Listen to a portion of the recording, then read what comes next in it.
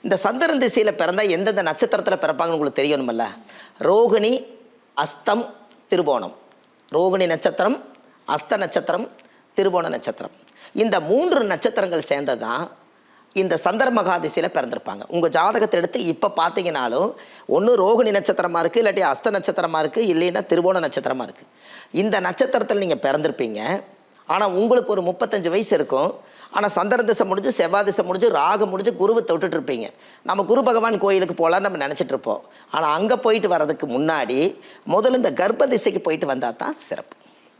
அப்போது அது எங்கே போகணும் அப்படின்னா, கும்பகோணத்தில் சந்திரனார் கோவில், சந்திர பகவான் திங்களூர்னு ஒரு கோயில் இருக்குது. கூகுளில் சர்ச் பண்ணிங்கன்னா நவகிரக ஸ்தலத்தில் திங்களூர்னு வரும்.